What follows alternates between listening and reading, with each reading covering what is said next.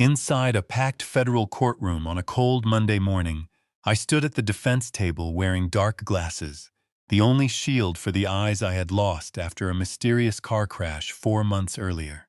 The judge raised his gavel and declared, "The defendant is sentenced to 15 years in federal prison." Across the aisle, my wife quietly whispered, "We finally won." While my son smiled with relief, they believed the blind old father they had framed was finished. I leaned toward my lawyer and whispered, "Everything you need is hidden inside the bear." Before we go further, thank you for being here. It means more than you know. Tell me in the comments, where in the world are you watching from? Your city, your country. I want to know. Some details in this story are fictional, added to bring the message to life. Names and settings are not drawn from specific individuals, but the truth at the heart of it is worth every minute of your time. The gavel came down hard. I heard it the way I heard everything now, with my whole body. The sound cracked through the air of courtroom 4 like a gunshot, and the vibration traveled up through the wooden bench beneath me, through my spine all the way to the back of my skull. 40 years on Wall Street had taught me to read a room without looking at anyone. 72 years of living had taught me that some sounds carry more weight than words ever could. This one carried 15 years. The defendant, Thomas Miller, having been found guilty on all counts. Judge Patricia Hale said, her voice as flat and precise as a surgical blade, is hereby sentenced to 15 years in a federal correctional facility with no possibility of parole for the first 8 years. This court finds that the nature of the crime, specifically the premeditated financial fraud and the willful participation in the death of Arthur Peaton, warrants the maximum prescribed sentence. I stood straight, my back the way it always did in the mornings, now a deep grinding ache that started below my left shoulder blade and spread outward like cracks in old concrete. But I stood straight. My father had been a steel worker from Pittsburgh who never once bent his back to any man. And whatever else I had lost in these past 4 months, I had not lost that. My dark glasses sat heavy on my face. The world behind them was a shifting blur of light and shadow shapes without edges. Colors bleeding into one another like a watercolor painting left in the rain. I could not see the faces in the gallery. I could not see Judge Hale looking down at me from the bench, but I could hear everything with a sharpness that still surprised me sometimes. The way a blind man's remaining senses reach out and fill the space where sight used to be. I heard Prosecutor Dennis Kraft exhale slowly through his nose. That small, satisfied sound of a man who had just won exactly what he came for. I heard the rustle of expensive fabric from the plaintiff's table to my right, maybe 12 feet away, where Eleanor sat with her attorney. The sound of her shifting in her seat, crossing her legs, the whisper of silk against silk. 20 years of marriage meant I knew every sound she made.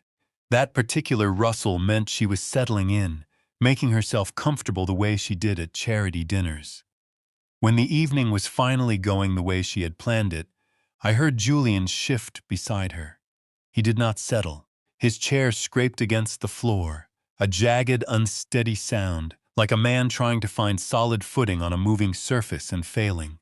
And then I heard Lily. She was somewhere behind me, 3 or 4 rows back in the gallery, sitting with Mrs. Patterson, the neighbor's daughter, who had agreed to bring her today. I had asked Claire not to let Lily come. Claire had told me that no force on earth was going to keep that child away from this courtroom, and she had said it in the voice she used when she was finished negotiating. Lily was not crying loudly. She was doing the thing that broke me far more than loud crying ever could. She was pressing her face into the sleeve of her jacket and making small, tight sounds like she was trying to hold something enormous inside, a space too small to contain it. Each one of those small sounds landed in the center of my chest like a stone dropped into still water, sending ripples outward until my whole body hurt with it. Claire's hand found my arm and pressed once, firm, steady. She had done that every time the prosecution scored a point during the past 3 weeks of trial. It was the only communication we permitted ourselves at the defense table. One press meant, "Hold on." I had lost count of how many times she had pressed in the last 3 weeks. This one felt different. This one felt like goodbye, Mr. Miller. Judge Hale said, "You will be remanded to custody immediately following this proceeding. Do you have anything you wish to say before this sentence is formally entered into the record?" My attorney, Claire Donovan, placed her hand lightly on my forearm, her professional way of saying, "Not now, not here. There is nothing left to say that will change anything in this room." She was right. There was nothing left to say, except for one thing. I turned my head slightly toward her. I kept my voice low enough that only she could catch it beneath the ambient noise of the courtroom, beneath the scratch of the court reporter's fingers and the distant sound of Lily pressing her grief into her jacket sleeve. "The bear," I said. "Claire, it is all in the bear." I felt her go absolutely still beside me. For one full second she did not breathe. Her hand on my arm did not move.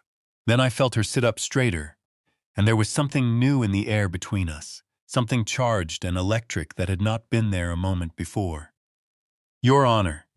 Claire's voice came out clear and strong, cutting across the low murmur that had begun to rise in the gallery, as people understood the sentencing was complete. She was on her feet before I had time to register the movement. "The defense moves to set aside the verdict pursuant to CPL, Section 330, subsection 30. We have newly discovered material evidence that was not available and could not reasonably have been obtained prior to these proceedings." The murmur in the gallery stopped. I heard Eleanor's chair scrape back from the table. She had been halfway to standing, halfway to whatever small, graceful gesture of victory she had prepared for this moment, and now she had stopped. Kraft's voice came from across the room, sharp with irritation. "Your Honor, the verdict has been entered. This is highly irregular and frankly disruptive to the dignity of these proceedings." "Mr. Kraft," Judge Hale said, and there was something new in her voice, too. A careful quality, a judge's instinct for the moment when something unexpected and possibly significant had just entered her courtroom. "I will handle this. Miss Donovan, you understand the standard for a CPL 330 motion is extraordinarily high. Newly discovered evidence must be of such character that it would probably have changed the verdict." "I understand, Your Honor," Claire said. Her voice did not waver by a single degree. "And I am prepared to demonstrate exactly that." The gallery erupted. Through the noise, through Kraft's rapid objections, and the judge's sharp commands for order, through the sound of people rising from their seats, and the baff moving toward the bar, I heard one sound more clearly than all the others. Eleanor Miller's sharp intake of breath. Not the breath of a woman who was angry. Not the breath of a woman who was outraged at a procedural delay. The breath of a woman who was for the very first time in 4 months afraid. The last time I felt like myself was a Tuesday afternoon in June. I remember it the way you remember things that matter only after they are gone. The light through the study windows had that particular quality it gets in Connecticut in early summer. Thick and golden and unhurried. The kind of light that makes even ordinary rooms look like paintings. The bourbon in my glass was a 20-year Papy Van Winkle that I had been saving for exactly this occasion. The papers in front of me were the last I would ever sign as a working man. 40 years. 40 years of balance sheets and audit trails and quarterly reports. 40 years of catching the numbers that did not add up, of finding the single transaction buried in 10,000 lines of data that someone hoped no one would ever notice. I had built my career on the belief that numbers did not lie. People lied. Numbers only reflected the lies that people made. I picked up the pen. My hand was steady. I had always had steady hands. I signed my name to the retirement documents and set the pen down and waited to feel something. Relief maybe, or pride, or the particular melancholy that comes at the end of a long and meaningful chapter. What I felt instead was a sound from the hallway. Eleanor's heels on the marble floor, precise and measured, moving away from the study door rather than toward it. She had been nearby. How long she had been standing outside that door, I could not say. I poured 2 fingers more of bourbon into my glass and told myself I was imagining things. 20 minutes later, Arthur Petton let himself in through the front door. The way he had been letting himself in for 31 years, ever since Margaret was alive, and the house was full of noise and cooking smells, and the particular chaos of a family that was genuinely happy. He was 74 years old, and he walked with a cane, now a beautiful mahogany thing, with a silver handle that his late wife had given him for his 60th birthday. But he walked with it the way dignified men carry their years without apology. "You actually did it," he said, dropping into the leather chair across from my desk with a grunt of effort that he would have been mortified to know. "I heard 40 years and you actually walked away." "Sat down is more accurate," I said. "My back has opinions about walking these days." How Arthur laughed, the big rolling laugh that had gotten us both thrown out of a faculty mixer at Columbia in 1979 and had not changed 1 degree since. I pushed the bourbon toward him, and he poured himself a measure. And we sat the way old men sit when they have known each other long enough to not need words to fill every space. After a while, he said, "How is Eleanor taking the retirement?" I turned my glass slowly in my hands. "She bought 4 new pieces of art last month," I said, 3 the month before. She had the East Wing repainted. She hired a new event coordinator for the foundation. Arthur looked at me over the rim of his glass.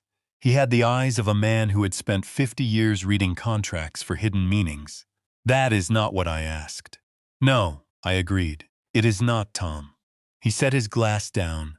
"I want to look at the trust documents again. The ones from 2 years ago when you had everything restructured." I felt something shift in my chest. A small uneasy movement like a floorboard settling in a house you thought was solid. The restructuring was routine. "Edie," I said, "estate planning. The attorney Eleanor recommended came with excellent references." "I am sure he did," Arthur said. "I would still like to look at them." He paused. "Someone has been running quiet queries on the trust structure. Not transactions, just inquiries, learning the architecture before making any moves." The bourbon sat warm in my stomach, but the warmth did not reach my hands. Before I could answer, the study door burst open and 55 pounds of pure joy threw itself across the room and crashed into my chest hard enough to slush bourbon over my fingers. "Grandpa Rosa says dinner is in 1 hour, but I told her you would want to eat later because you and Mr. Arthur always talk forever. And she said that is not her problem." And then I said, "Well, it is kind of your problem because you are the one who has to reheat everything." And she laughed. So I think I won. Lily, 10 years old with Margaret's dark eyes and a gap between her front teeth that the orthodontist kept saying would close on its own and never did. She smelled like grass and something strawberry. Probably the lip balm she had taken to wearing with the absolute seriousness of someone practicing for adulthood. She clambered up onto my lap without asking permission, which she had never once done in her life, and grabbed my bourbon glass and held it up to the light. "Is this the special one?" she demanded. "It is," I said. My heart, which had been sitting heavy in my chest all afternoon, did something complicated and aching and grateful all at once. "You always save the special one for important days," she said, handing it back carefully. "Is today important?" "Today is the first day of the rest of my life," I said. "According to certain motivational posters." She considered this with the gravity it deserved. "That sounds made up," she said. Arthur made a sound that was definitely a laugh disguised as a cough. Lily twisted around to look at him. "Mr. Arthur, are you staying for dinner?" Rosa made her enchiladas. The real ones, not the ones from the box. I would not miss Rosa's enchiladas for anything on this earth, Arthur said warmly, and Lily beamed and launched herself off my lap and disappeared back through the door at the same velocity she had arrived, calling for Rosa at a volume that suggested the kitchen was approximately 3 miles away. The warmth she left behind lasted maybe 30 seconds. Then I became aware of something in the doorway. Eleanor stood at the edge of the study, one hand resting lightly on the doorframe. She was dressed for an evening out, a deep navy dress, her hair arranged with a precise effortlessness that actually took considerable effort a glass of white wine in her hand that she had not had when I last saw her an hour ago. She was smiling at the space where Lily had just been. It was a perfectly constructed smile, the kind of smile that said, "Devoted step-G grandmother, supportive wife, gracious hostess." I had seen that smile at every charity gala and board dinner and holiday party for 20 years. I had believed it for most of those years. "Arthur," she said warmly, "I didn't know you were here. Are you staying for dinner? I'll let Rosa know." "Already invited," Arthur said pleasantly. Eleanor's eyes moved to me for just a moment. Something passed across her face, quick as a cloud shadow, gone before I could name it. "Wonderful," she said. "I'll freshen up." She turned and walked back down the hallway, her heels precise and measured on the marble. Arthur waited until the sound faded completely. Then he picked up his bourbon, took a slow sip, and said very quietly, "Tom, how long has she been standing outside that door?" My hands, which had been steady all afternoon, were not quite steady anymore. "I don't know," I said. "I honestly do not know." Julian called 3 days after Arthur left. He always called when he needed something. That was not a cruel observation. It was simply a pattern I had learned to recognize. The way you learn to recognize weather, not with bitterness, just with the quiet resignation of a man who has stopped being surprised by the forecast. Dad. His voice had that particular tightness in it, the sound of a man trying to seem casual about something that was eating him alive from the inside. "I was thinking maybe we could have lunch this week, just the two of us." "Julian," I said. "How much?" A long breath on the other end of the line. 200,000 just to cover the immediate situation. "I have a plan to consolidate everything. I just need a bridge to get there. And with the transition period after your retirement, it makes sense to move some liquidity around before the trust restructuring settles." "And no," I said, "Dad, this is the 9th time in 3 months." I said, "The answer is the same as the previous 8 times. No." His voice cracked at the edges, that particular sound that had broken my heart when he was 7 years old, and scraped his knee on the driveway, and still found ways to break it now, even when I knew better. "I'm in a bad spot, Dad. A really bad spot. You don't understand how bad." "Then tell me how bad," I said. "Sit down with me and tell me everything, and we will find a way through it together." That offer has been open for 6 months. The silence on his end was the silence of a man who did not want a way through. He wanted money. "Those were not the same thing. I'll figure it out," he said. Finally, his voice gone flat and distant. "Sorry to bother you." He hung up before I could answer. I sat with the phone in my hand for a long moment, and the ache in my chest was not anger. It never was with Julian. It was something heavier than anger and harder to put down. 3 weeks later, I was driving home alone on Route 15. It was a Friday night in late June, the kind of evening that makes Connecticut feel like the best decision you ever made. The air smelled like cut grass and coming rain. The radio was playing an old Springsteen album that Margaret had loved, and I was thinking about nothing in particular, which was a luxury I was still learning to afford in retirement. When the other car came around the curve, the headlights hit me full in the face. Not the way headlights hit you when a car comes around a bend, that sweeping gradual brightening that gives your eyes time to adjust. These were fixed, stationary, aimed. The light was white and absolute, and it went straight through my dark, adapted eyes like a spike of hot metal. And for one fractured second, I saw nothing at all except white. And then I heard the sound of my own tires leaving the road. The rest is percussion, metal and glass, and the particular intimacy of an airbag hitting your face at 200 miles per hour. Then quiet, then rain starting on the windshield, then nothing for a while. I woke up in Greenwich Hospital with the particular disorientation of a man who does not know how much time has passed, or whether the throbbing behind his eyes is from the accident or from something that was already there waiting. Eleanor was sitting in the chair beside my bed. She was wearing the expression she wore at funerals, composed and appropriate and precisely calibrated to the occasion. "You're awake," she said, and reached for my hand with both of hers. Her fingers were very cool.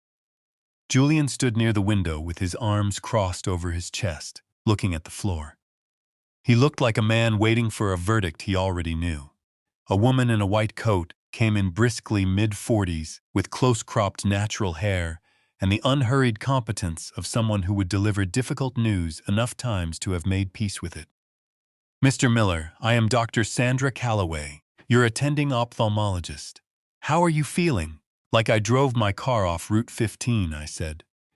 Something in her expression softened almost imperceptibly, the way doctors allow themselves a quarter second of human response before putting the professional face back on. The impact caused significant trauma to both eyes. Specifically, the sudden extreme light exposure combined with the physical impact has resulted in temporary vision loss. The good news is that the structural damage is minimal. With the correct treatment protocol, there is every reason to expect meaningful recovery. "How long?" I asked. "It depends on how your eyes respond to treatment," she said. "Weeks, possibly a few months. The important thing is that we begin the right regimen immediately and monitor your progress closely." She paused, and something shifted in her manner. A subtle change in the angle of her body, a slight lowering of her voice. "I would like to run some additional baseline tests before we finalize the prescription. The inflammation pattern is not entirely typical of impact trauma, and I want to be thorough before we commit to a course of treatment." Eleanor uncrossed her ankles and recrossed them the other way. "Dr. Calloway," she said with the pleasant firmness of a woman who managed foundations and sat on hospital boards and knew exactly how to speak to medical professionals. "We already have a prescription from Dr. Reynolds, Thomas's personal physician. I spoke with him this morning, and he has been very clear about what Thomas needs." Dr. Calloway looked at Eleanor for a moment. Then she looked at me. In that look was something careful and precise. The look of a woman who had something to say and was calculating the cost of saying it. "Of course," she said pleasantly. "I simply want to ensure we have complete baseline documentation before we proceed." Eleanor smiled. "That sounds very thorough." "Thank you, Doctor." Dr. Calloway made a note in her tablet and left the room. Eleanor stood and smoothed her dress. "I am going to speak with the discharge coordinator. We will have you home by this evening." She squeezed my hand once, that cool, precise squeeze, and walked out. Julian stayed by the window. He had not looked at me once since I woke up. "Julian," I said. He turned. His eyes were red around the rims, the eyes of a man who had been crying recently and was hoping it did not show. His jaw was working like he was chewing on words he could not decide whether to swallow. "I'm glad you're okay, Dad," he said. His voice came out rough and cracked, and he cleared his throat hard. "I'm really glad you're okay." He left before I could answer. That first night home, Eleanor set the small brown bottle on my nightstand with the careful tenderness of a devoted wife. "Dr. Reynolds prescribed these specifically for you," she said, her voice warm and low. 3 drops in each eye every morning. "I will help you with them until your vision improves enough to manage on your own. I want to make sure you never miss a dose." I lay in the dark. That was my whole world now. And I listened to the particular quality of those words. "I want to make sure you never miss a dose." Something about the way she said it. The emphasis on never. The satisfaction underneath the tenderness, faint as a wrong note in an otherwise perfect piece of music. The kind of thing you only catch if you have spent 40 years listening for exactly that. I told myself I was being paranoid. I was concussed and frightened and alone in a darkness I had never asked for. But I had spent 40 years catching the numbers that did not add up, and something in those words did not add up. The darkness had its own geography. I had learned that in the 2 weeks since coming home. There were textures to it. Gradients, the way a completely dark room is never truly uniform if you pay close enough attention. There was the darkness behind closed eyes, and the darkness of an unlit room, and the darkness of a world where light existed. But your eyes could no longer translate it into meaning. I lived in the third kind now. Light reached me. It simply arrived as sensation rather than information. Warmth without image, brightness without shape. I had stopped fighting it. Fighting used energy I needed for listening, and listening in those 2 weeks had taught me a great deal. I had learned that Eleanor checked my study at 11:30 every night. Not obviously. She did not turn on lights or open drawers. She simply moved through the room in the dark, the way a person moves through a space they have memorized, touching things lightly, pausing, moving on. I could hear the faint sound of her fingers trailing along the edge of my desk. I could hear the particular silence of someone reading a screen in a dark room that held breath quality, the absence of ambient movement. I had learned that Julian made phone calls from the east patio after midnight, speaking in a low, rapid voice that carried further than he realized on still summer nights. I could not make out words. I could make out urgency and fear, and the particular cadence of a man negotiating something he did not want Eleanor to know about, and did not want me to know about either. I had learned that Rosa Gutierrez, who had worked in this house for 11 years, and who made the best chicken enchiladas in Fairfield County, and who had never once in my memory taken a sick day, now moved through her daily work with the careful deliberateness of a woman carrying something heavy and breakable.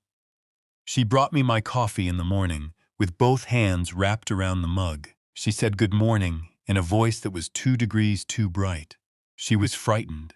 I did not know of what exactly, but I knew the sound of a frightened person trying very hard to seem fine.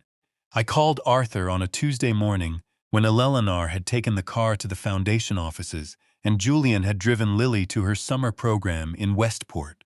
"Talk to me," Arthur said without preamble, which was the thing I love most about a 31-year friendship. I told him everything.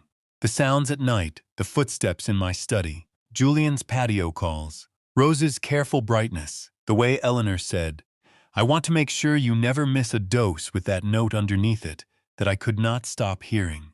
"Wolt," Arthur was quiet for a moment.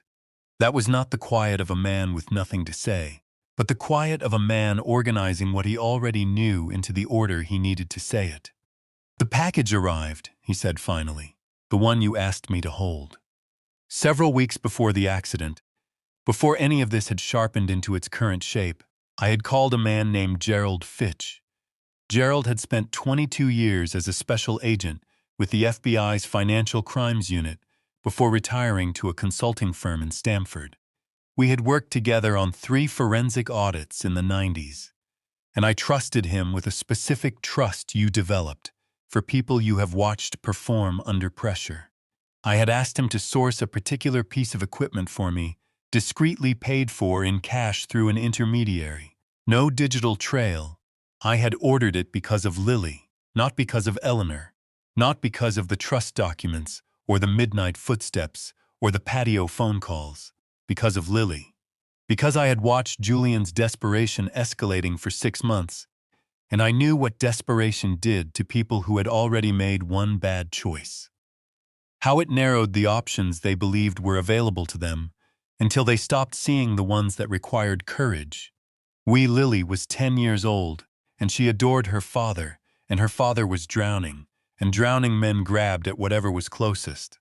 I needed to know she was safe when I could not see. "Have Rosa bring it to my study," I said. "Don't tell anyone else."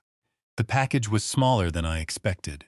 I felt the dimensions of it with my hands after Rosa set it on my desk and left without a word. Her footsteps in the hallway retreating quickly, as though she did not want to know what was in it. It was a camera. Gerald had described it to me in our phone call.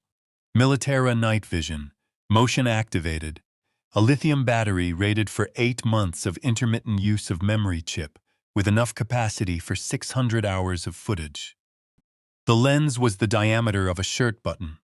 The housing was designed to fit inside a standard decorative glass eye of the kind used in stuffed animals and display pieces. I sat down on the floor of my study. I want to be precise about this because it matters. I did not sit in my chair. I sat on the floor the way I used to sit on the floor with Lily when she was small and wanted to build things out of blocks, because the floor felt more honest somehow, more appropriate to what I was about to do. I set Mr. Buttons in my lap. He was a large stuffed bear, brown, with a red bow tie that Lily had added herself with a safety pin because she felt he lacked personality. His eyes were amber glass, warm and fixed, and slightly too large for his face, which gave him an expression of permanent concerned attention that Lily found deeply comforting. I took the left eye out first with my thumbnail, the way Gerald had described. Then I tried to fit the camera housing into the socket.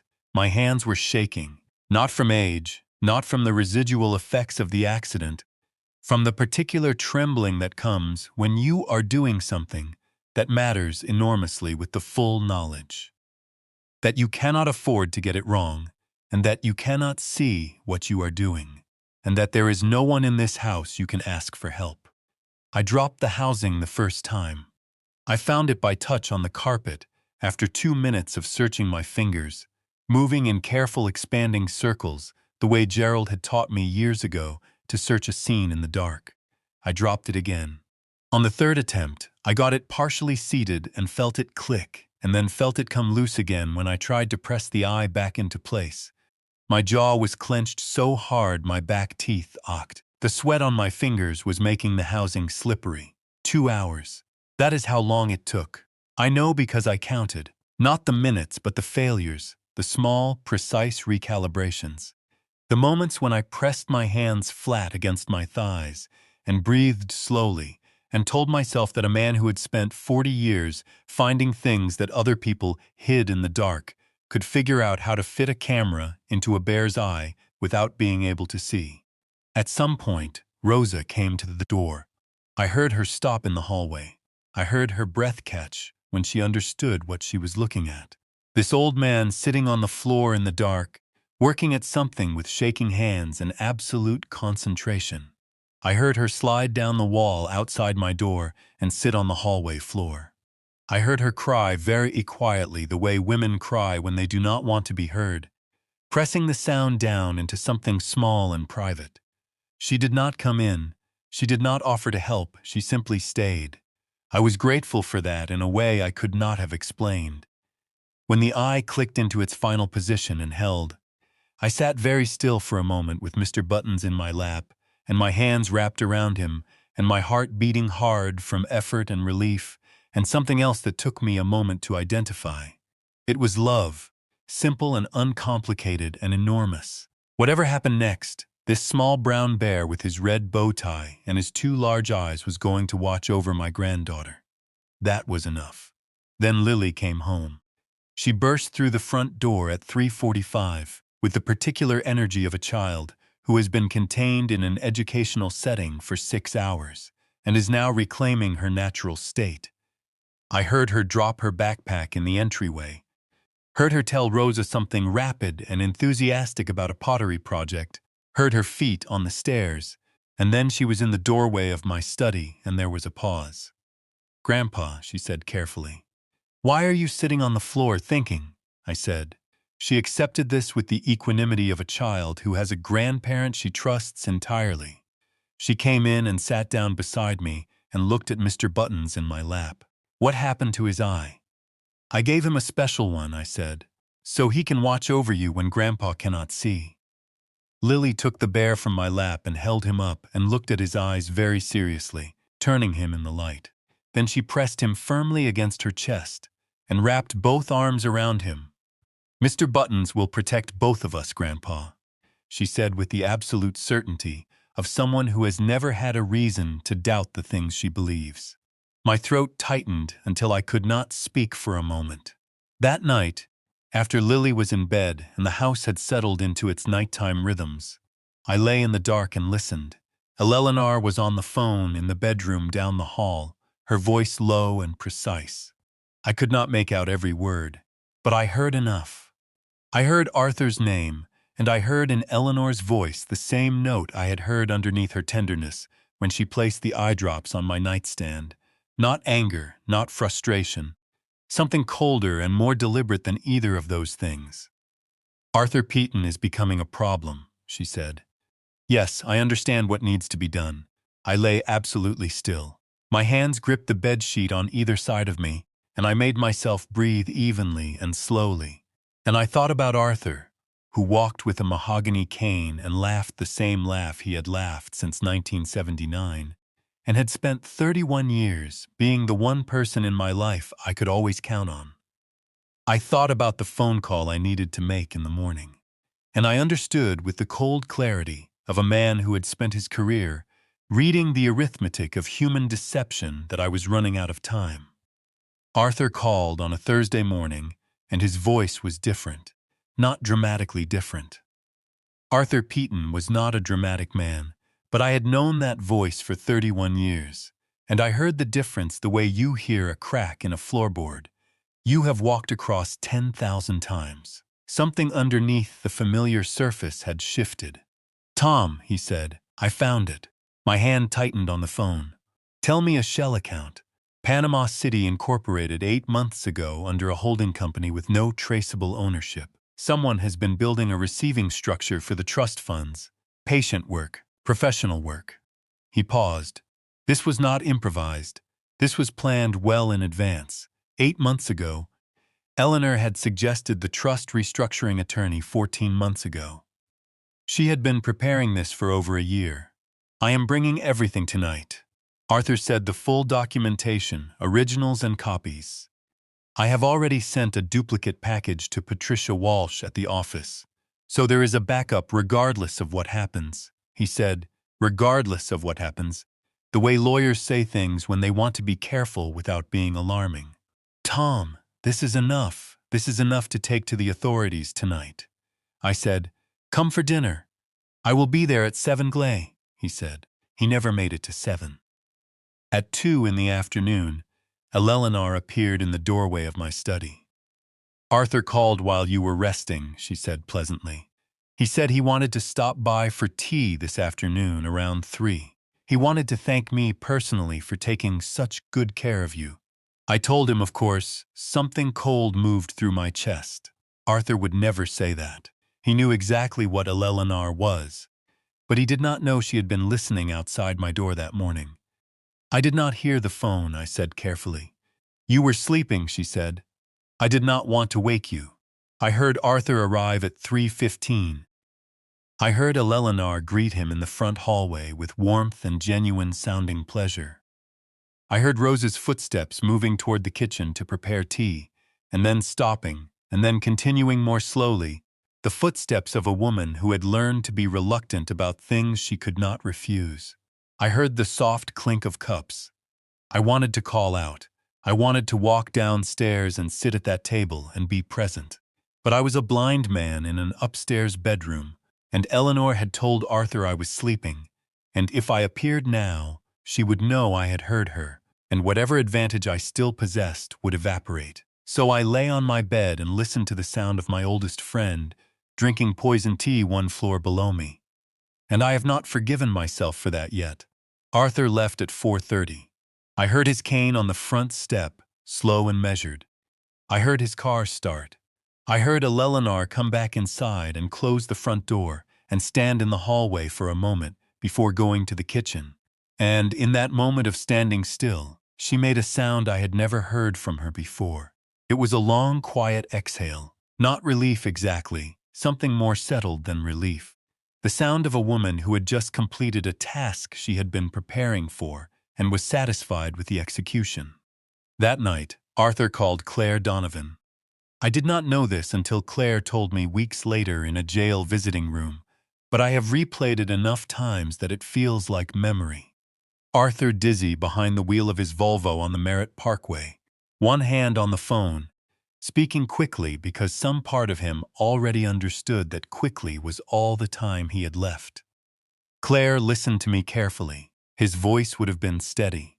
Arthur's voice was always steady. "If something happens to me, look for the files I sent to Patricia at the office. Thomas Miller is innocent. Whatever they charge him with, he is innocent.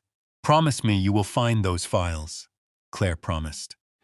Arthur died at his home sometime in the early hours of Friday morning. The cleaning service found him at 9:15.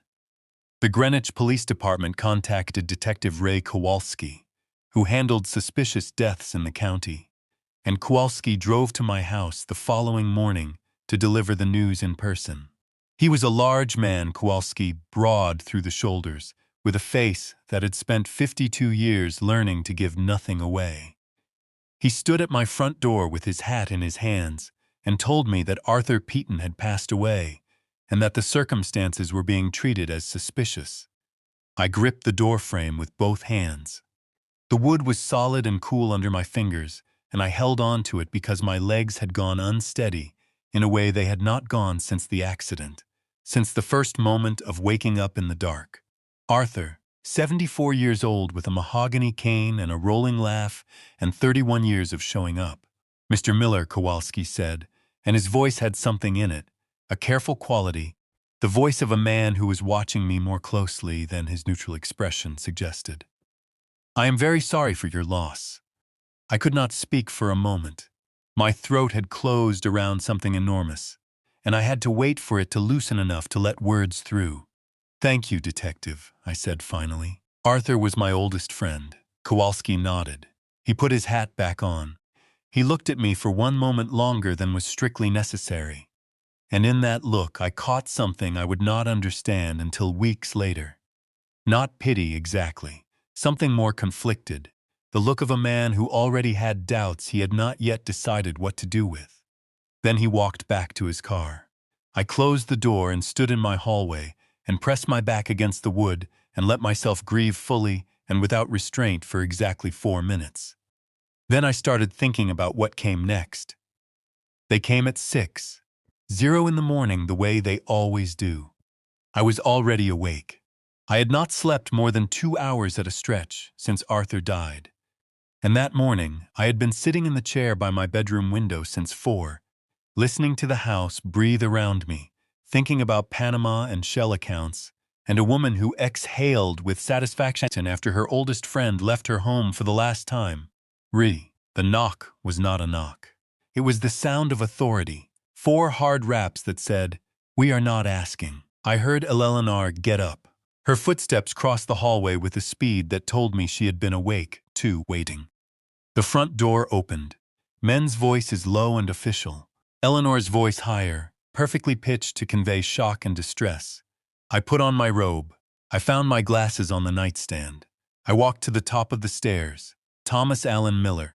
The agent's voice carried up the stairwell with the flat precision of a man, reciting something he had recited many times.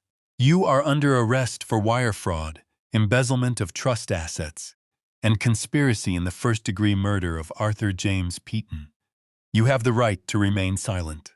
Anything you say can and will be used against you in a court of law. I came down the stairs one at a time, my hand on the rail. Eleanor stood near the door with both hands pressed to her mouth, her eyes wide. It was an extraordinary performance. 20 years of charity galas and foundation boards had given her a masterclass in public emotion, and she deployed it now with the precision of a woman who had been rehearsing this exact moment. Julian stood at the entrance to the kitchen in a gray t-shirt and bare feet. His hair uncombed, his face the color of old chalk. When I reached the bottom of the stairs and turned toward him, his mouth opened and then closed without producing a sound. His eyes were filling up fast, the eyes of a man trying desperately to hold something back and losing the fight, and he pressed the back of his hand hard against his lips and looked away from me. I did not have time to think about Julian. I had one thing left to do.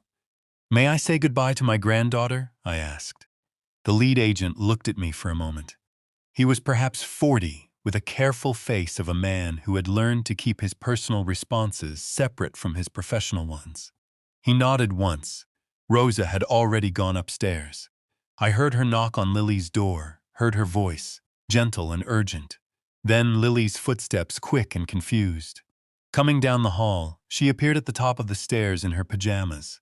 Mr. Buttons crushed against her chest, her hair tangled from sleep, her face struggling to understand what she was seeing. When she saw the agents, when she saw the handcuffs in one of their hands, her face crumpled and she came down the stairs so fast I was afraid she would fall. She hit me hard enough to make me take a step back. Her arms went around my waist and she pressed her face into my chest, and her whole small body was shaking with sobs. She was trying to contain and failing completely. "Be Grandpa," she kept saying, her voice muffled against my robe. "Grandpa, Grandpa." I held her with both arms and pressed my face into her hair. and I did not let myself fall apart because she needed me steady for exactly this moment, and I would be steady for her if it was the last thing I managed. "Listen to me," I said quietly, close to her ear. "I need you to do something for me, something important." She pulled back enough to look up at me.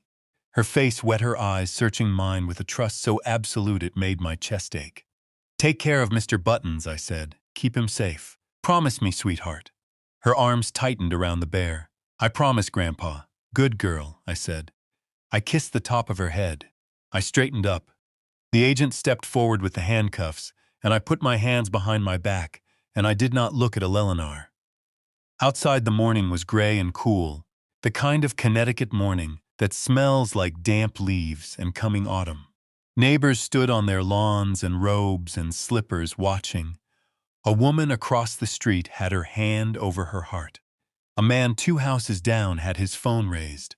Dennis Kraft held a press conference at 11 that morning outside the Manhattan DA's office. I did not see it, but Claire described it to me later, how he stood at the podium in his best suit, with the composed confidence of a man who believed completely in the case he was presenting. "This is a straightforward matter of greed," Kraft said. "A man who spent 40 years managing other people's money finally decided to help himself to some of it." That evening in the kitchen of the Miller house, Rosa Gutierrez sat alone at the table for a very long time. She thought about 11 years of mornings in this house. She thought about Lily's face on those stairs. She thought about the things she had seen and the things she had chosen not to say, and the family back home whose safety she had been protecting with her silence. Then she picked up her phone. Claire Donovan speaking. Rosa closed her eyes and gripped the phone with both hands until her knuckles abaked. "Miss Donovan," she said. "My name is Rosa Gutierrez. I have worked for the Miller family for 11 years. I need to tell you something, but I am very scared." Rikers Island smelled like industrial cleaner and defeated hope. I had been inside for 5 weeks when Claire Donovan walked through the door of the visiting room. And in those 5 weeks, I had learned the particular rhythm of incarceration, the way time moved differently here, thicker and slower, like trying to walk through water. I had learned which guard said good morning and meant it, and which one said it as a small daily assertion of power. I had learned to sleep on my back on the narrow mattress without aggravating my shoulder. I had learned, most importantly, to be patient. The door opened, and I heard her footsteps before I saw her shape through the scratch plexiglass. Quick and purposeful, the walk of someone who moved through the world like she had somewhere to be and intended to get there. She sat down across from me, and I saw her face for the first time. She was younger than I expected. 34, I would learn later, with a kind of face that looked like it had been paying close attention to everything for all 34 of those years. She set a legal pad on the table and a pen beside it and looked at me with brown eyes that were doing the same thing I was doing, taking inventory. "Mr. Miller," she said, "I am Claire Donovan. I was Arthur Peaton's student for 3 years and his associate for 4 more. He was the finest lawyer and the best man I have ever known." Her voice stayed level, but something moved through it on the word known. A tremor quickly controlled. "I am here because the last thing he said to me was that you are innocent. I believed him then. I believe him now." My throat tightened without warning. I pressed my back teeth together and breathed through it. "Did Arthur suffer?" I asked. "No," she said. "The coroner said it was fast at the end." I nodded and looked down at my hands on the table and gave myself exactly 3 seconds. Then I looked back up. "What do you have?" I asked. She had plenty.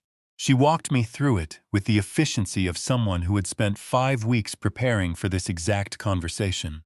The thallium timeline discrepancy she had found, buried in the coroner's supplemental notes. The key logger possibilities she had raised with a forensic IT consultant. The gaps in the prosecution's physical evidence chain. She was good. She was better than good. Arthur had chosen well. When she finished, I said, "There are 2 things I have not told anyone." She set her pen down. "Tell me the eye drops Eleanor gave me," I said. "I stopped using them 3 weeks after I came home." Claire went very still. something in the way she talked about them. I said, I want to make sure you never miss a dose. I have spent 40 years catching the numbers that do not add up. That sentence did not add up. I paused. I poured them down the sink and replaced them with saline drops I had Rosa buy at a pharmacy in Norwalk. Cash purchase. I told no one. Your vision, Claire said carefully, has been recovering for 6 weeks. I reached up and removed my dark glasses. Claire's breath caught audibly. She stared at me across the scratched plexiglass with an expression that moved through surprise and into something more complex. The look of a woman rapidly recalculating everything she thought she understood about the situation in front of her. No one knows, I said. Not Eleanor, not Julian, not the guards here. When I put those glasses back on, I am blind to everyone in the world except you. She pressed her fingers against her mouth for a moment, hard collecting herself. Then she picked up her pen. What is the second thing? 4 months ago, I installed a surveillance camera inside a stuffed bear. A bear named Mr. Buttons that belongs to my granddaughter, Lily. I kept my voice even and precise. The voice I used in boardrooms when the numbers I was presenting were going to change everything in the room. The camera's motion-activated, military-grade night vision. It was recording the night they say I transferred the funds. I looked at her directly, Thni. If Lily still has that bear, everything we need is in those glass eyes. Claire stood up so fast her chair scraped back against the floor. Her legal pad slid sideways and she caught it without looking at it, her eyes still locked on mine. Rosa, she said, already reaching for her phone. I need to call Rosa right now. She turned away and pressed the phone to her ear, and I watched her back, watched the set of her shoulders as she waited for the call to connect. Watched them drop when Rosa answered. The conversation lasted 40 seconds. When Claire turned back around, her face had changed. Eleanor threw away all of Lily's old toys last week, she said. Her voice was controlled, but her hand holding the phone had gone white at the knuckles. She said the house needed to be cleared out. The floor of my stomach dropped away. But I had spent 40 years finding things that other people believed were gone forever. Rosa knows that house better than Eleanor does, I said. Ask her where Lily hides the things she does not want her mother to find. Claire told me everything about that morning, so many times that it feels like my own memory now. The Miller house felt different without Thomas in it. I had been inside twice before, both times with Arthur on estate business. And both times it had felt like a home imperfect and lived in, and full of the small evidence of a family that ate breakfast together and left shoes by the door. Now it felt like a stage set. Everything was in its place with a precision that was slightly too deliberate. The kind of tidiness that comes not from comfort, but from control. Rosa met me at the side door at 11 in the morning, her eyes scanning the driveway behind me before she stepped back to let me in. Eleanor had gone to the foundation offices. Julian's car was not in the garage. We had perhaps 2 hours. Lily's room first, I said. Rosa nodded and led me upstairs without a word, her hand gripping the stair rail so tightly her knuckles had gone pale. The room was bright and yellow and heartbreakingly normal.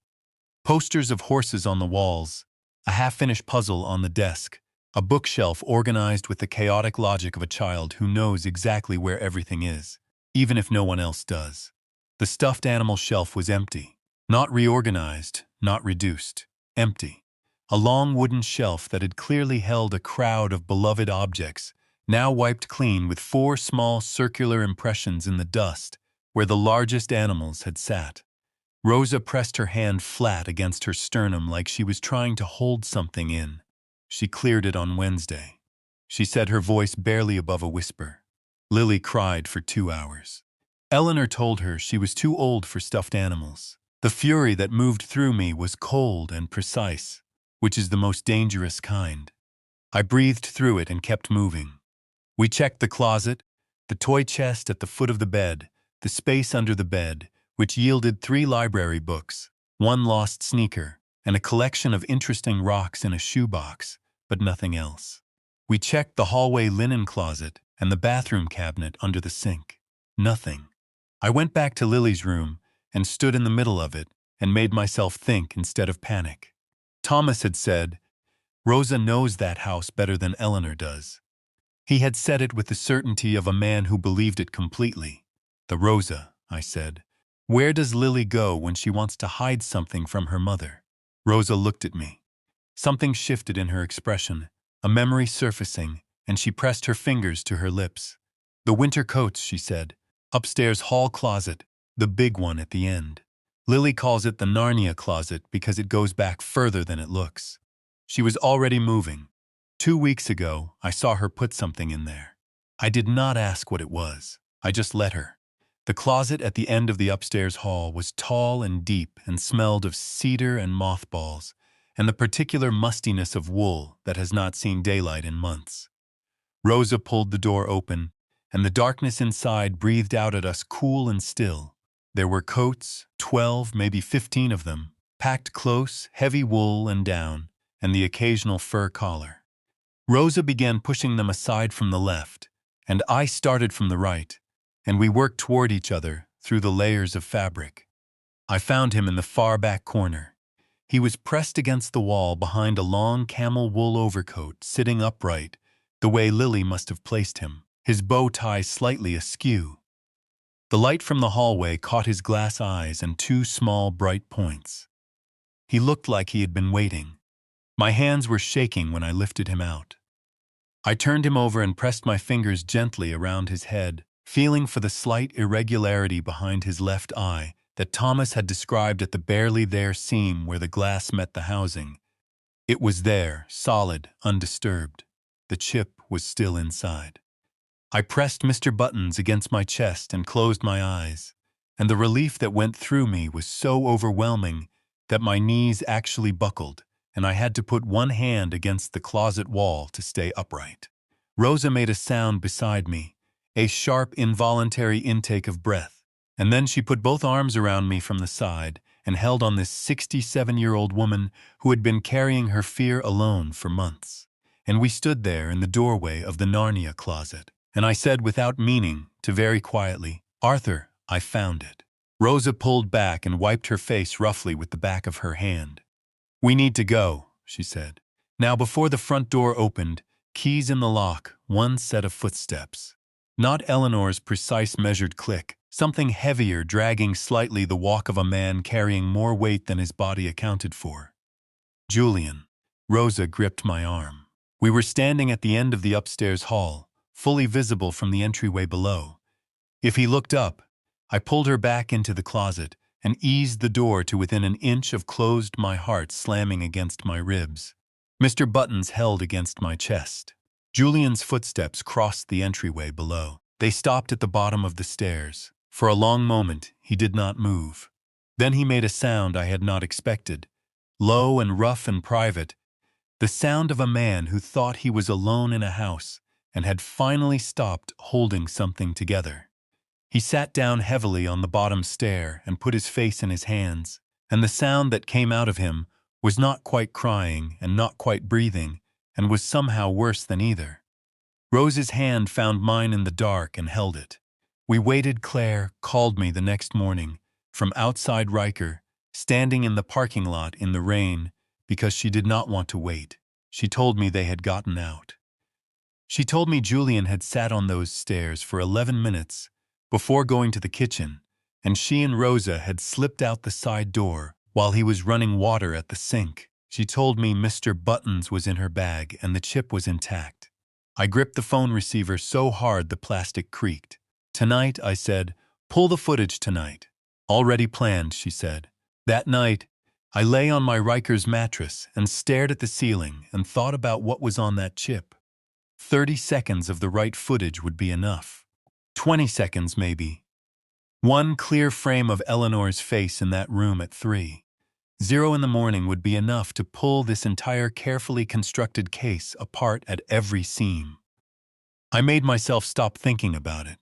Hope was a dangerous thing in a place like this. Hope was the thing that broke men when it did not arrive on schedule.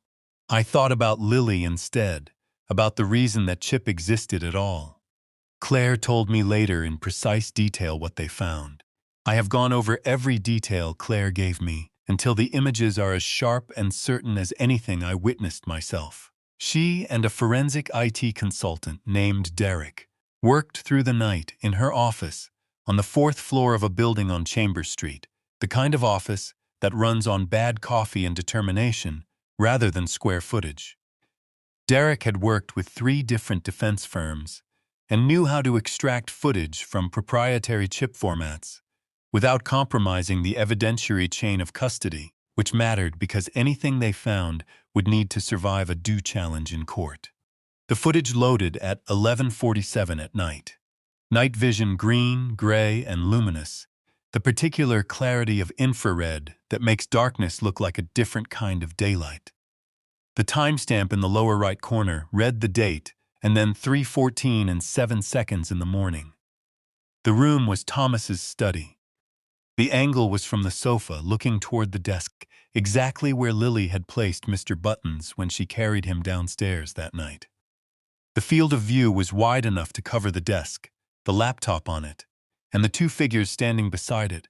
Eleanor wore latex gloves, not the thin disposable kind, the heavy kind, pulled up past the wrist, the kind that said, "This is not an accident, and this is not improvised." Julian's hands were shaking so badly he had to use both of them to steady the laptop.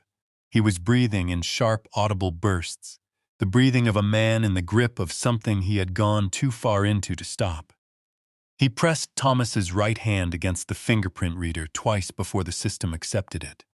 The timestamp logged the authentication at 3:14 and 52 seconds. Claire told me she watched that portion of the footage 3 times. Then Derek scrolled forward to a section flagged by the motion in sensor from 2 hours later, and Eleanor appeared alone in the frame. She was standing beside Thomas's chair. She had a small brown bottle in one hand. She administered 3 to Eve Thomas's closed eyes, with the careful precision of someone following a procedure they had practiced. Derek stopped the playback. He said quietly that he needed a moment. Claire told me he was a 29-year-old man who had seen a great deal of unpleasant footage in his professional life, and that this was the first time she had seen him need a moment. Then Derek scrolled back further 14 days before the night of the transfer, 217 in the morning. Eleanor alone in the study, the house dark around her. She moved to Thomas's desk with the confidence of someone who had done this before. Opened the laptop, connected a small device to the USB port, and waited while something installed. 40 seconds. Then she removed the device and closed the laptop and left the room. A key logger recording every keystroke, every password, every biometric prompt for 2 weeks before she needed them. Claire called me at 7 the next morning, and I could hear in her voice that she had not slept and did not care. But before she got to any of that, she said something else. She told me about a section of footage from earlier that evening, 9:43 at night. Lily coming downstairs in her pajamas, carrying Mr. Buttons, moving through the dark study with the ease of a child who had made this journey many times before, curling up on the sofa, pulling her knees to her chest, falling asleep with Mr. P. Buttons pressed against her face. Eleanor and Julian had come into the room at 3 in the morning and found her there. They had carried her back to her room. They had not thought to take the bear.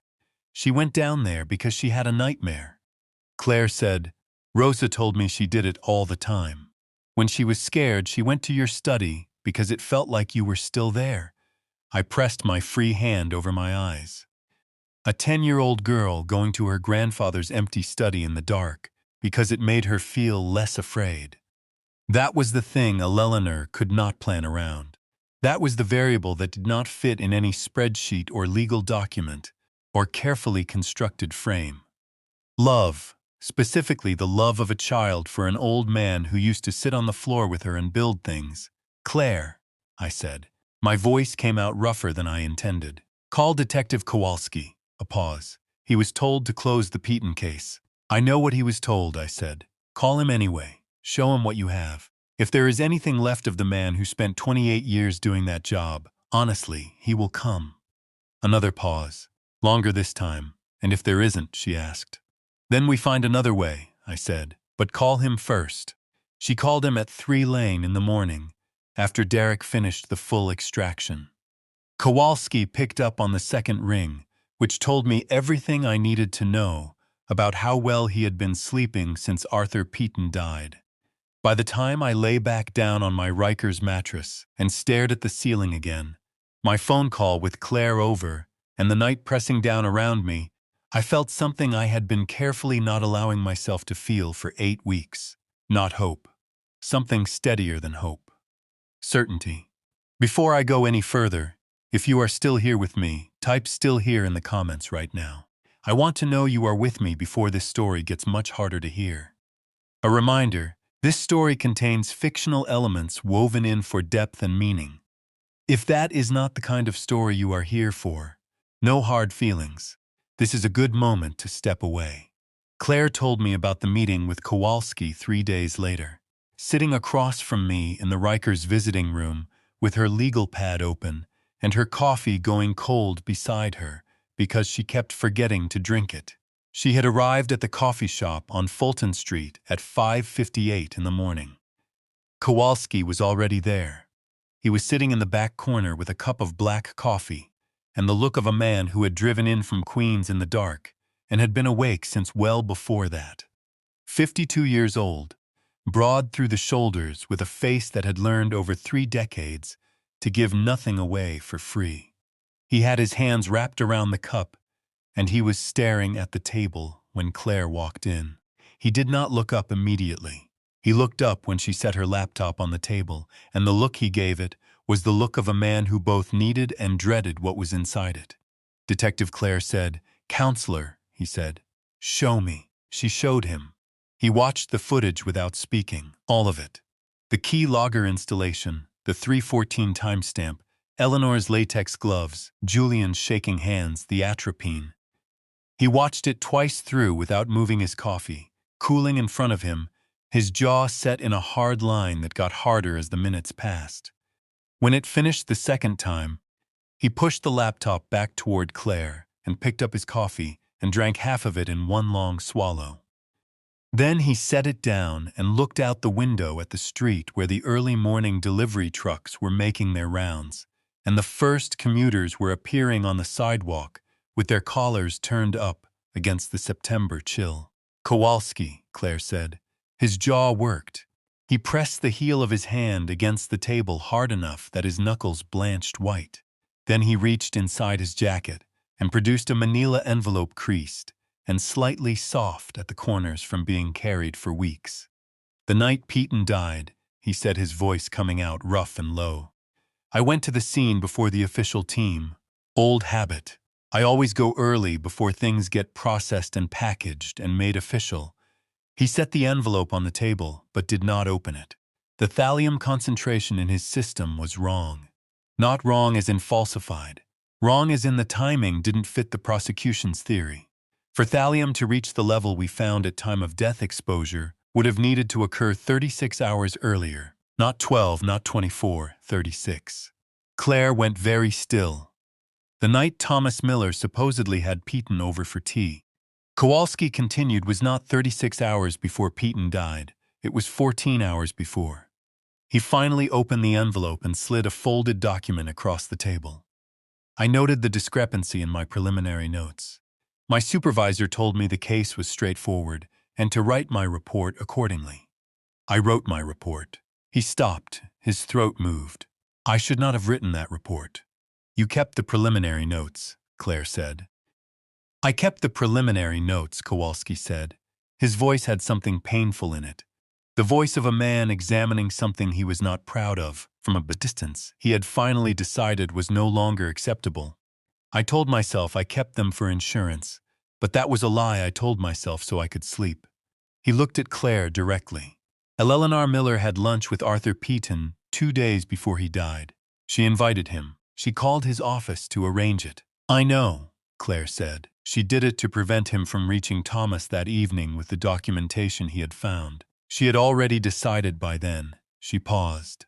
"Ray, there are 2 other deaths. Same thallium signature. Marcus Webb has the files." Kowalski looked at her sharply. "Webb told you that?" "Webb told me that the signatures matched. He did not tell me willingly.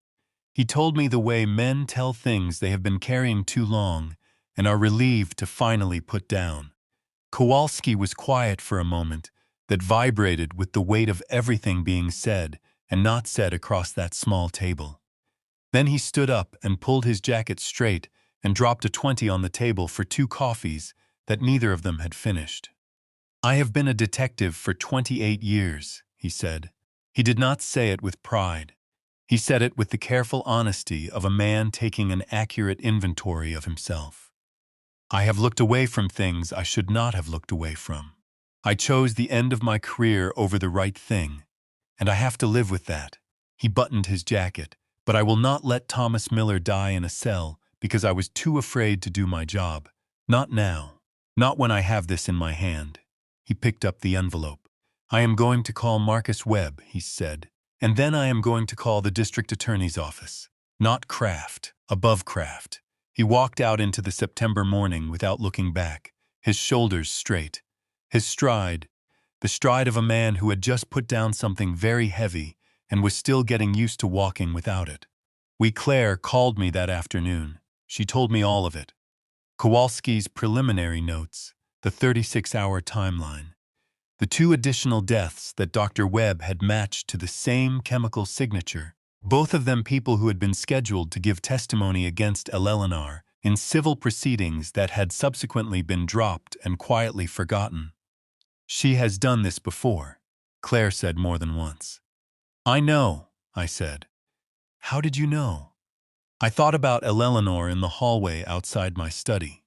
I thought about the way she had managed 20 years of social and professional obligations with a precision that never varied, never cracked, never produced a single outcome she had not anticipated and prepared for. I thought about the sound she made after Arthur's car pulled out of the driveway. That long, quiet, settled exhale because she was never afraid," I said. "Not once in 4 months people who are improvising are afraid. Eleanor was never afraid because she had done this before and she knew exactly how it ended." The line was quiet for a moment. 8 days until trial," Claire said. "Then let's not waste any of them," I said. Eleanor moved on a Thursday. Claire told me about Rose's phone call that evening, and I lay on my Rikers mattress and listened to the account of it with my eyes open in the dark and my hands flat at my sides, the position I had learned to use when I needed to think without letting anger get in the way of thinking. Eleanor had called Rosa into the front parlor at 10 in the morning, the formal room that was only used for guests and occasions that required a certain kind of deliberate setting. Rosa had worked in that house for 11 years, and she had been called into the front parlor exactly twice before both times, for matters that Eleanor wanted to conduct on her own terms, in her own space, at her own pace. Rosa sat down in the chair across from Eleanor and folded her hands in her lap and waited. Eleanor did not accuse her of anything. She did not raise her voice. She asked after Rose's daughter in Hartford by name and asked how the new apartment was working out. She asked about Rose's nephew, the one who had moved up from Guadalajara the previous spring, and whether his situation had stabilized.